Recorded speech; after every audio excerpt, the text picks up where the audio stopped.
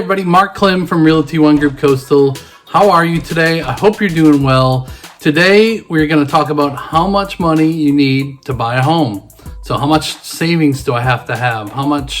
What type of loans are there out there? So this is just going to be a general idea of the amount of cash you should have saved up. Every circumstance is different, so let's get into it.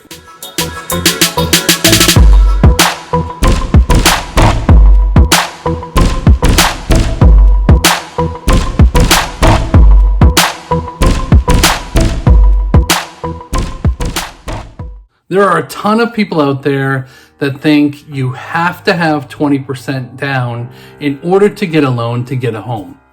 Actually, that's wrong. So there's several different loan types out there that go really, really low as far as down payment, some with no down payment. There's 4 major loan types. The first one is conventional loan. You have FHA loans. There is a VA loan if you're in the military. And then there's the USDA loan that is more of a rural housing loan.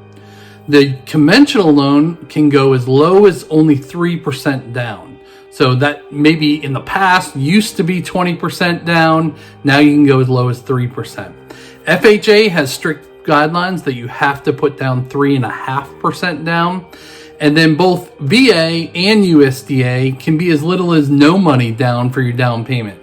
Let's get into an example. Let's say I have a $250,000 home. We're going to use an FHA loan, which requires 3.5% down. This is one of the most popular type loans, especially for new home buyers. So at 3.5% of $250,000, we're looking at $8,750. So that's all I need, right? Not so fast. That's a negative, Ghost Rider. There are other costs involved in the home buying process. So just to name a couple of them, there's earnest money, there is a home inspection, the appraisal fee, and buyer's closing costs. So the earnest money is usually due right at the contract ratification, and the good guide to that is about 1% of the sales price, but a minimum of $1,000. Then you have a home inspection, and that home inspection varies on the size of the house because it will take an inspector longer to do. So that's somewhere between $400 and $500 usually, unless you're buying a really large house.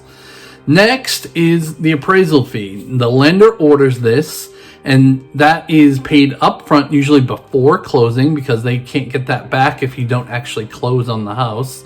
And that's somewhere between $400 and $500. And then lastly is the buyer's closing costs. This can be anywhere, depending on the price of your home, is really what it is. A good guide on a $250,000 house is somewhere around $6,500. So let's break that down in our example. We have a $1,000 earnest money fee at minimum, a $450 home inspection fee, a $450 appraisal fee. We have $8,750 in our down payment, and then we have $6,500 in closing costs. So that's a good estimate there. So when you add all of that up, your pre-closing cost is about $1,900. So that's what you're going to need before you even go to the closing table. Then when you get to the closing table, you need your down payment and your closing costs.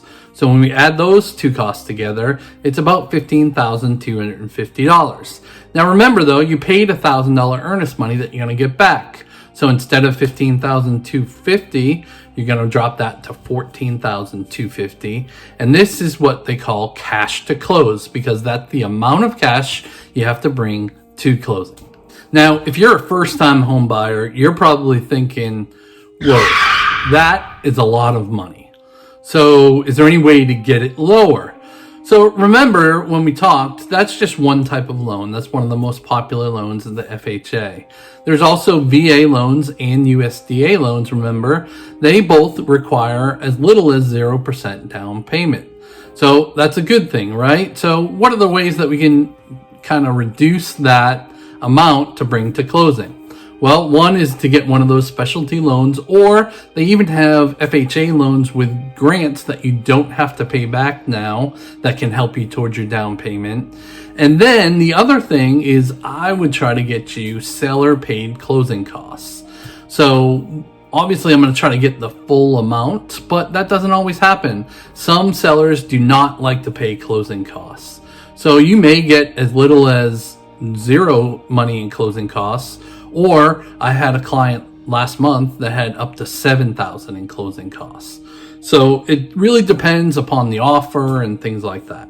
Now, one example that I did have is we had a veteran that was buying his first home, and we got him into that home because of the loan type. He had great credit and everything that lined up perfectly to where he only had to bring the $2,000 or so that he needed before closing. So at the closing table, he really didn't have to bring anything, but he did have those inspection fees, the appraisal fee, the earnest money, and things like that. So there is a possibility you could get into a home for as little as a couple $1,000s.